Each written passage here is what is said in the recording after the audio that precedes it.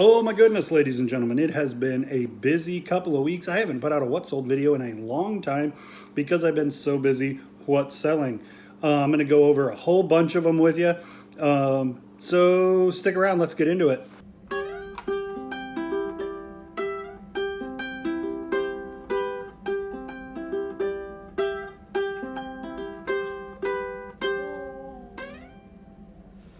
I'm just going to go through a bunch of what solds stuff. I haven't done this in a couple of weeks. I went back and looked at my sales, so I'm not showing you everything that sold, just the things I thought I might be able to tell you something about or things that are interesting.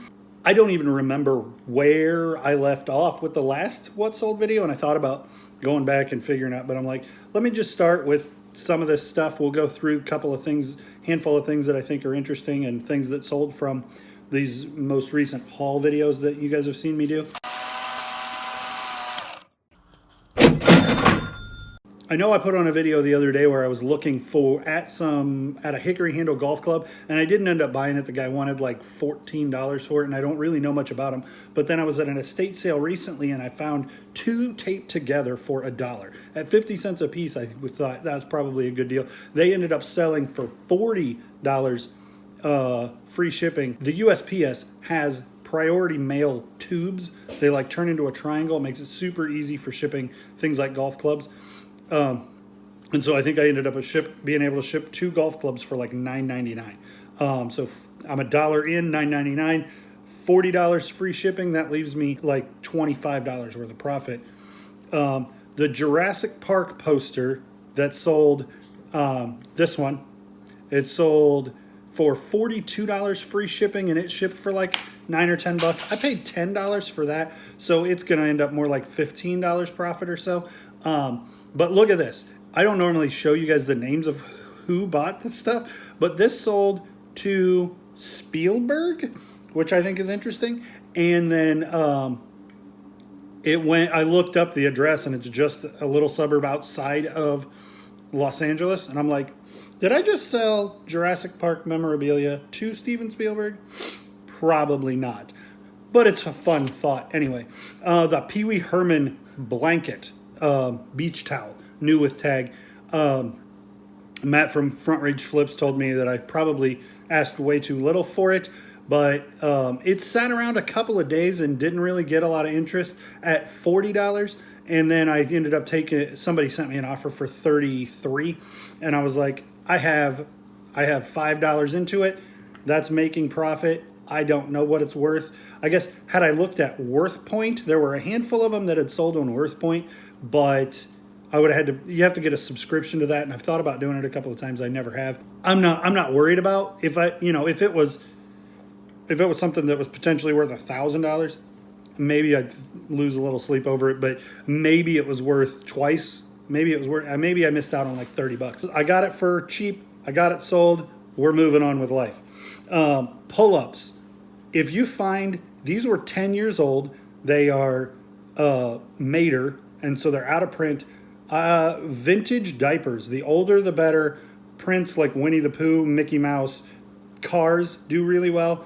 These sold for $59.99. You can't list them as diapers due to people buying and hoarding and price gouging and stuff, but you can list them in like baby other, I think. And I had these listed, unopened pack of pull-ups that I bought like 6-8 months ago and forgot to list, or I started to list them when things first started getting closed down and people were panic buying, and eBay told me I couldn't. So then I did a little bit of research, and I figured out I could list them as other, not as diapers, at a ridiculously inflated price for a pack of diapers, but they are out of print, collectible, more than something for your kid to poop in. Anyway, 10-year-old Cars pull-ups sold for $60 plus shipping. That was kind of nuts.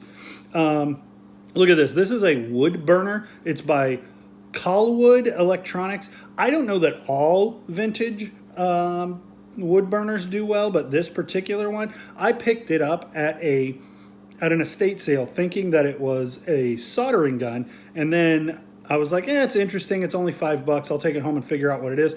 It sold for $75, free shipping. It was listed for a while, and I had a couple of people make me like $50 offers, but a lot of them were selling at the $90 range, and I was like, I think I'm going to hang on to it a little while. Sold for $75 pretty quickly, and so I was pretty happy with that. All of those t-shirts, the only one that has sold so far, mostly because the ones that I've listed I've really put a premium on, and I'm going to hang on to them for a little while and see if I can't get high prices out of them. But this Banana Republic single stitch pocket tee sold for $20, which was kind of right where the comps were. There were a handful that had sold. There were only like there was one other one listed and it was a different size, and then there were like 3 that had sold right in that $20 range, so I left that. You may remember 2 months ago or so, I picked up, maybe 3, I picked up these Herman Miller chairs for $10 off Facebook Marketplace. I cleaned them up, took the legs off, and I shipped them FedEx. They cost me like $45 to ship, but they sold for $199 free shipping. These particular fiberglass chairs are worth a lot of money, generally speaking. Let me take you into my dining room and I'll show you the ones that I have personally at my house. So this is your standard side chair by Charles and Ray Eames. Ray was his wife, and she was just as influential in the designs. And these are very early. They are not marked as Herman Miller. So this is the canary yellow, and this is parchment colored. And this one does say Herman Miller right there on the bottom. And then they say they're made February 12th, 1985. Is that what that says? So these were designed by Charles Eames, and they were made by the Herman Miller Company. Now you will find chairs that kind of look like this, but they're made by Sturgis Plastic, or they're made by Kruger, and they are not worth much at all. The ones that are marked Herman Miller and are this exact shape, or this shape with arms, are significantly higher, but they really have to be Herman Miller in order to be worth much, and the colors make a lot of difference. These that I sold on eBay for $199 free shipping were black fiberglass, which is really unusual. I think the Naugahyde cover actually hurt them. If they had been regular just black fiberglass, they would have probably brought almost twice what they did. But look out for those. I find them most often at auctions for like a high school or a city that is having a liquidation auction and trying to get rid of furniture and stuff that's been sitting around since the 70s or 80s. And I picked up 24 of them for like $1 a piece at an auction once, and I ended up selling them all for $75 or $80 a piece. That's been a handful of years ago, but that was a really good pickup. And I see them, when you see them, you normally get a bunch. You don't often find one, but you can make a lot of money. The market's not nearly as strong as it used to be, but there's still people who are willing to pay a premium price for Herman Miller chairs. Okay, check these out. I picked them up for $1 at a Habitat store. I just thought they were interesting, and I'd seen where some people had been moving newer, like TaylorMade, Callaway golf covers, and I was like, well, let me see if I can do anything with these. They're $1. They're interesting colors.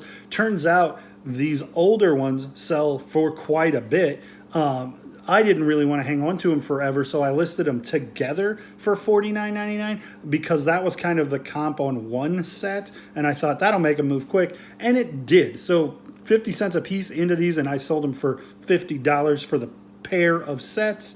They went to Australia, oddly enough, and they went through the global shipping program. I don't do any shipping through doing like on my own simple export rate through Pirate Ship or whatever that is. I'm thinking about trying it, but I haven't done it yet. All of my international sales I put through global shipping program, and I do just fine that way. I know it costs a lot more for the buyer, but there's a lot of buyers in the States that'll pay premium price for stuff, and I don't like taking the risk on myself of shipping stuff. And at the beginning of 2020, I think it was February, I sold a skateboard for $285. Went through the global shipping program to New Zealand. it got lost, and the guy never got it. A global shipping program ended up paying for it. That's why I do the global shipping program, because stuff like that happens. So this video is getting kind of long, and I haven't even gotten most of the way through the list yet. So let's keep going. I'm talking as fast as I can, and hopefully you guys are gaining something from the information that I'm sharing. I found this the other day. This is a probably around 2000, maybe 1999 shirt. It's not single stitch, so I can't guarantee that it's vintage. It might be from 2001. Anyway, it is Nightmare Before Christmas, and it's on this giant tag. And had it not had that giant tag, I probably wouldn't have picked it up because it wasn't single stitch. But with that giant is something that people look for. Generally, they're associated with cool shirts. And so I picked it up for $3.99 at Goodwill the other day. I listed it for $39.99, and it sold pretty much immediately. There was one where a guy was selling. Mine was extra large, and there was only one comp, and the guy was at 43 free shipping. And I was like, well, I'll just go a hair under him. Mine doesn't seem to be in quite as good a shape, and see if I can get it sold quick. And it did. It sold in like an hour and a half. So I probably could have asked more, but I'm not going to lose sleep over it. I'm not going to worry about it. I spent 10 times my money because they did 39. Well, I guess 10 times my money gross. Anyway, we're moving on. Lightsabers. I went to Target the other day, and they had these lightsabers. Ended up getting 9 or 10 of them for $3 a piece. 3 different characters: Darth Vader and Luke Skywalker, and one other guy who I couldn't tell you his name because he's from the cartoon series on Disney Channel that I never really watched. They're selling for $17.99. That's kind of where the comps were, and I thought I'll just hang tight on right around the price that everybody else is selling theirs for through Christmas, because that's the kind of thing people buy for Christmas. So I've sold 3 of them so far at $17.99. So I made my money on the second one, and now we're into pure profit. So that was a good pickup. At Target, this thing, I don't know how you say Akai. It's Japanese, some kind of Japanese name. The 1722W reel-to-reel. I was at an estate sale, and I was like, that's an old-looking reel-to-reel. And what I've really done well with on reel-to-reels in years past is tubes. Even if they don't work, you open them up, and they have nice quality vacuum tubes in them, and you can sell the vacuum tubes, even untested, depending on what they are, for a lot of money. So I was like, whatever this thing is, I think I want to try to buy it. And I asked the guy about it. It wasn't priced. He's like, well, I don't know what it's worth. And he's like, well, let me plug it in, see if it even works. And he could not make it work. I didn't mess with it at all. And I was like, well, if it doesn't work, can I offer you $10 for it and take it out of here unworking? And he's like, yeah, that's fine. I didn't know what to ask for it, and if it doesn't work, $10 is fine. So I gave him $10 for it. I came home, messed with it for like 5 minutes. There was something tricky going on. I don't know what it was, but I did eventually say, oh, that's the trick, and I got it going. I didn't have a tape to test it, so I sold it for parts not working, but it sold for $200 plus $67 shipping.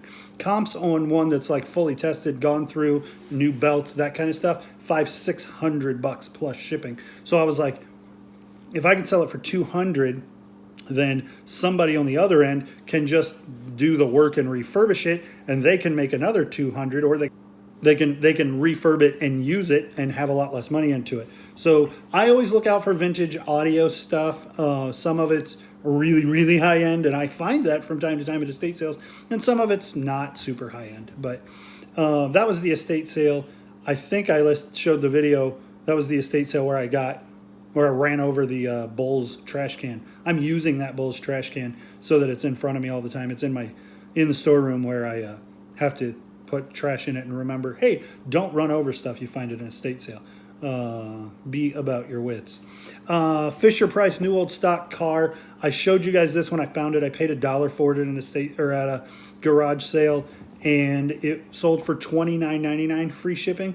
I think that's all of the stuff that I was going to go over, besides that Nintendo haul that I got the other day where a lot of the games were in boxes.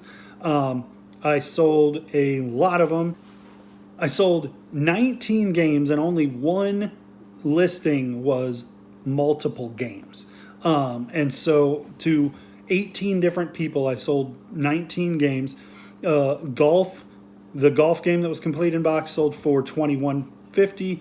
The Town and Country game that was in kind of a beat up box sold for 22.50.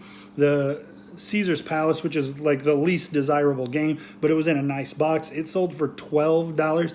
If that hadn't been in box, it would not have sold at any price. So $12 for a decent box copy is a pretty good price, really. It feels weird selling a complete in box Nintendo game for $12, but that's where the market is. That game is just nothing. Three Stooges sold for $16. It was missing the manual and the box had some issues. Then DuckTales, which was just a loose game and had label damage, sold for $12. Star Voyager, which was a super nice copy, complete in box, sold for $22. Castlevania 2, Simon's Quest, it was a pretty desirable game, but loose. I sold it for $11.49 free shipping. I sold my Dr. Mario box, and kept the one that came in that lot, and a beat up Dr. Mario box with a manual. It's just an empty box with the manual in it. Is $12. So there was no game, there was no sleeve, there was no styrofoam. Mario 1 and Mario 3 together in a lot. If you buy Mario 1, it will sell for like $5-7. If you buy Mario 3, it'll sell for like $8. Together, they sold for $19, which isn't a big premium, but they sold quick. And if you were trying to get full retail, full price out of both of those games, you would end up sitting on them for a while. But when I lot them together, if you can get Mario 1, 2, and 3 together and lot them up, it almost doubles the value of the games. So lotting together Mario games increases their value.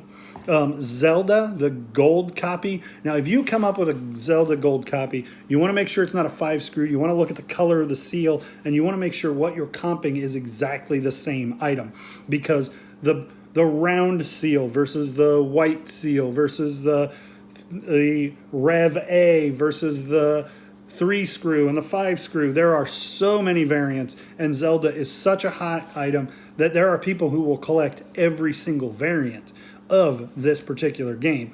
And so you want to make sure which one you have, because it can make a significant amount of difference. This wasn't in great condition, and it wasn't a super desirable variant. But it sold for $21.99. Metroid 5-screw had a really screwed up label. It sold for $11.49. Ninja Gaiden 2 cartridge only, not in great shape, sold for $9.99. Hook, the game is not desirable. The box was garbage. So it sold for $11, which was basically the comp price without the box. It just happened to have a really beat to death box. Teenage Mutant Ninja Turtles, complete in box. That was another one where I sold my copy because the copy I got in that lot was way better, and so I kept the better one. Sold for $35. Battletoads all by itself sold for $19. Who Framed Roger Rabbit with the manual sold for $13, and then the Metroid that was complete in box. It wasn't complete in box. It didn't have a manual, so it was the box and the game, and it was in pretty darn nice shape. Sold for $54. So in a week, having sold through about 2/3 of the stuff, I've gotten gross $355. And so I still have a lot to sell.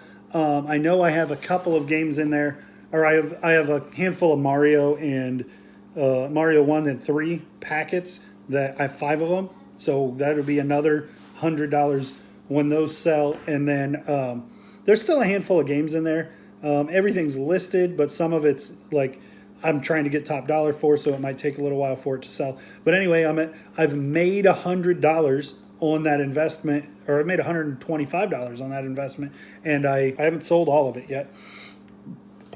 So I'm sorry it's taken so long to get to what solds. I'm just busy running the business, and I know that those of you who do this understand that it's kind of hard to do videos and do to sell stuff and to do what solds and to find the time, because none of us, I don't think, are doing it full time. I am doing it with 5 kids under tow. So those are my what solds. I think I'm just going to call this the video. Hopefully you learned something from it, because it could have been pretty repetitive without if it wasn't something that you found particularly interesting in it. But I've got a handful of other clips that I'll probably kind of just mishmash them together and figure out what to do. So look for that one coming up pretty quick, and I'll try to get back on the trend of doing the what solds as they get done. I've had some banner days. Hopefully Q4 really gets going for you guys. Let me know if you have any questions about things that you've seen that I've bought, if they've sold, just because you're interested and you're curious. Or let me know if you have any questions about things that are going on with your business. I've been at this a little while, and I've seen a lot of weirdness that might raise questions for new people. I actually have people who text me all the time saying, hey, this is what's going on with my eBay business. What would you do? I like answering those kind of questions. It's fun. So hit me up. Let me know. Follow me on Instagram. Also, do me a favor and check out this store. This is 5 Kids Shop Peoria, and my son went to Goodwill with me the other day when I picked up that that Nightmare Before Christmas shirt, and he was digging through shirts while I was digging through shirts. This is my 4th grader, Judah, and he found 3 nice shirts. The Harley Davidson one, I was like, it is what it is, but he really liked it, so he wanted to get it. There was this new without tag Disney 2014 tie-dyed shirt, and it was $3.99. And then there was this vintage new with tag dead stock UCLA basketball shirt, and so he spent like $14 on these 3 shirts, and he was like, Dad, I want to sell these on eBay. So I told him that he has to share his store with his siblings, because I'm not running 6 stores, one for each of my 5 kids and my own, so they can all have one store. Because no doubt the first time he sells something, then his brothers are going to start wanting to sell stuff too. Actually, all of them that are big enough to care are excited about getting things listed. So even the 3-year-old found a Teletubby that is listed. And so check out the 5 Kids Shop. That's something that you're going to hear some more about as they get going. The thing is, let me tell you this real quick. I have 5 items listed in that store. I have had scam offers on every item more than once. And what I'm doing is I'm just screenshotting those, and I'm sending them through Facebook Messenger to eBay for Business. And they respond every time and say, hey, I'm sorry that happened. We will report and look into this account for you. Thank you for letting us know. And so it's not like it's just going on deaf ears. I don't know what they're doing about it, but that way this guy's not just sending out offers. And what those people are doing is seeing that this is a brand new account and thinking, oh, this guy has no idea. I'm going to send him, text me at this phone number so I can steal that, so I can sell your phone number, because we know it's a real phone number. And if they were to get a transaction, I'm sure it would become something crazy. They just want to steal as much information as you can. So they're skimming, looking for brand new accounts. And since I opened a brand new account this week, I'm getting crazy scams. But I've been around long enough to know. So if you see messages like this, it's a scam. And that's a really easy way to report it, is screenshot it and Facebook message it to eBay for Business, because it's just super quick and they take care of it. All right, well, I think that's going to do it. Thanks for watching. Thanks for subscribing. Come back when I have a little more interesting video, because unless you're following the channel and really interested in comps, this was kind of a boring video, but I think I owed it to my followers to show what they've been watching what it sold for. So I just wanted to get a little bit of housekeeping out of the way is kind of what this video was.